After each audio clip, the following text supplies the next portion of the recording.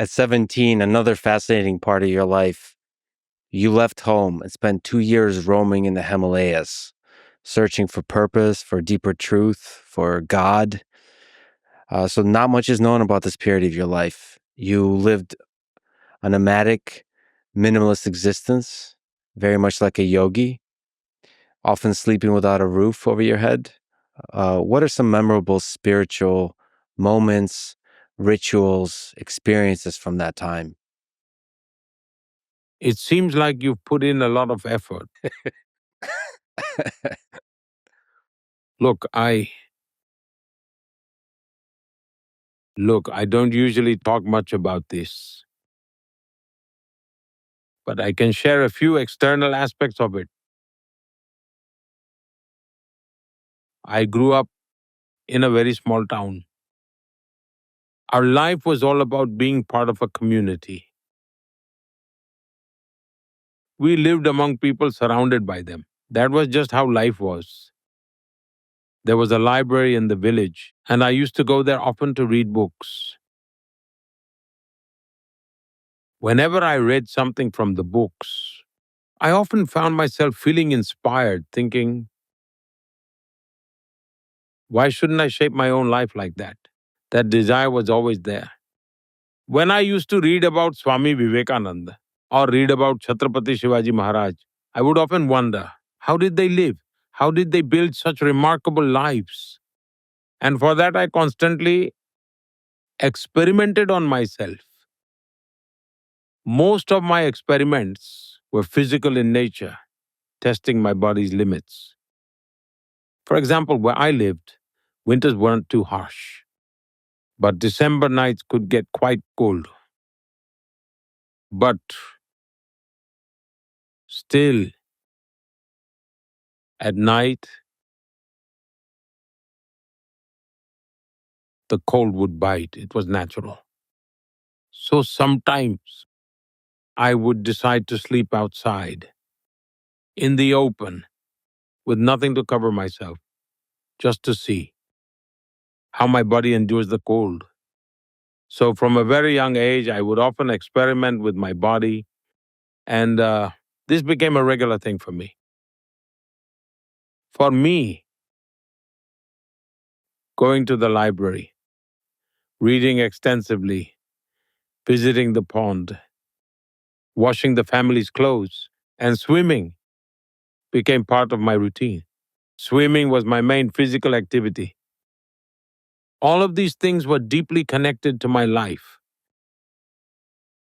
Later, as I read Vivekananda, I became even more drawn to his teachings. One time I read about Swami Vivekananda. His mother was ill. So he went to Sri Ramakrishna Paramahans for guidance.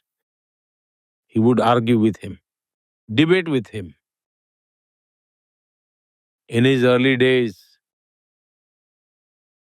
he would often argue with him, questioning everything intellectually. He said, my mother is sick. If I were earning, I could take better care of her. Sri Ramakrishna said, don't bother me with all this. Go to Goddess Kali. She is there. Ask her for what you need. And so, Swami Vivekananda went and sat before Goddess Kali's idol for hours, and he immersed himself into deep meditation. After a few hours, when he returned, Ramakrishna asked him, so did you request the goddess? Swami Vivekananda replied, no, I didn't. Ramakrishna said, go again tomorrow. She will fulfill your request. Ask her. He went the next day and then again the day after. But each time, he found himself unable to ask for anything. His mother was unwell and he needed help. But when he sat before Goddess Kali, he was completely absorbed in her presence. And yet, He could not bring himself to ask for anything. Each time he returned empty handed. He told Sri Ramakrishna, I came back empty handed. I didn't ask for anything. To stand before the divine goddess and not be able to ask for anything. That moment, that experience, lit a flame inside him. There was a spark in his life. And from that came the spirit of giving. I believe that perhaps that small incident in Vivekananda's life left an impression on me too. The thought of what can I give to the world? Maybe true contentment comes from giving. If my heart is only filled with the hunger to receive, that hunger will never end. And within that realization came the idea of Shiva and living being as one. If you wish to serve Shiva, serve all living beings. Recognize the unity between the divine and the living. True non-duality is experienced through this realization. I would often lose myself in such thoughts, my mind naturally drifting in that direction. I remember an incident in the neighborhood where we lived. Just outside, there was a Lord Shiva temple.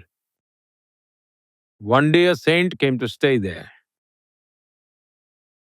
So that saint used to engage in meditation and spiritual practices.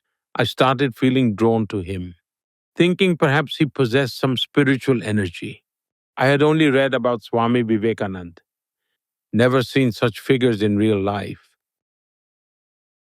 During Navratri, he was fasting, and he had placed sorghum grains on his hand, a common tradition in our culture. In a way, sprouting seeds on your palms and sleeping like that for 9 or 10 days. It was a kind of spiritual vow, and this saint was observing it.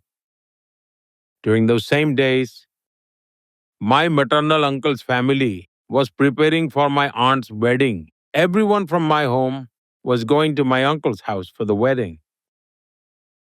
Now, for any child, visiting an uncle's house is always exciting. But I told my family, I'm not going, I'll stay here. And I will take care of Swamiji. Since he has these grains on his hand, he can't eat or drink. So I will take care of him. So as a child, I chose not to attend the wedding. I stayed back, serving Swamiji instead. Somehow my mind was naturally drawn in that direction.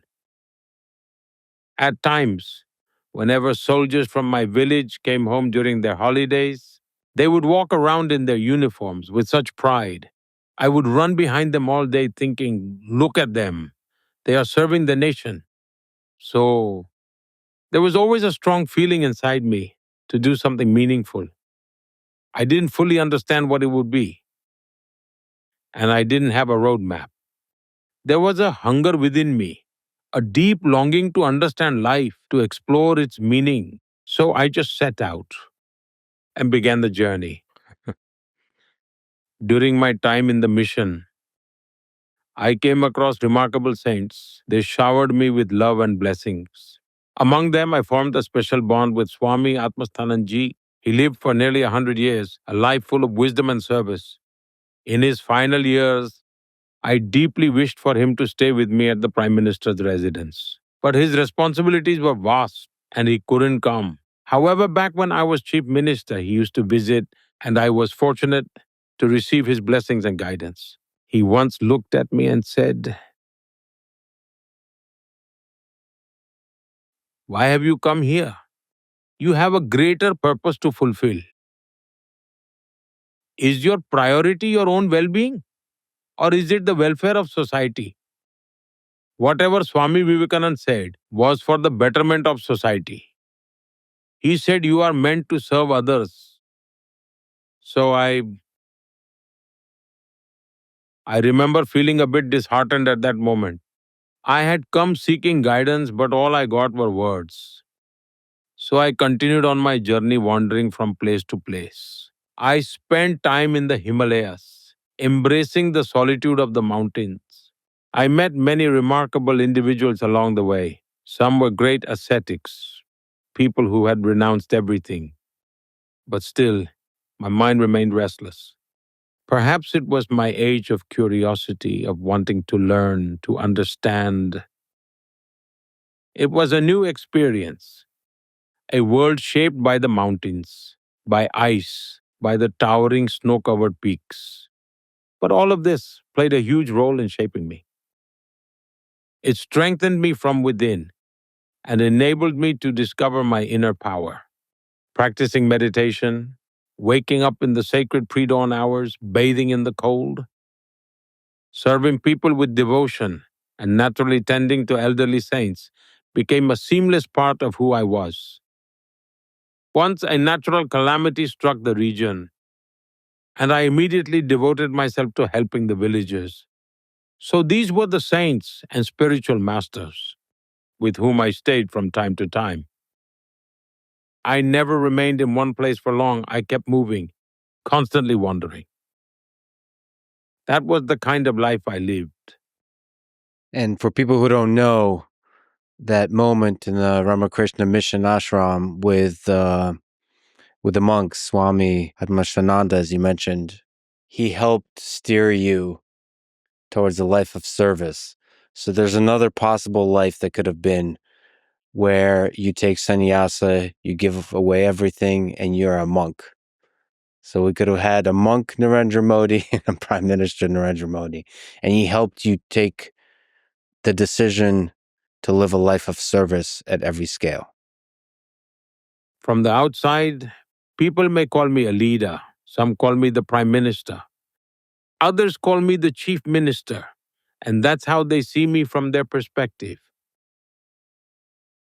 But deep within, there is only an unwavering spiritual commitment. The Modi, who lovingly helped his mother care for children during their treatments, tending to them with patience and compassion.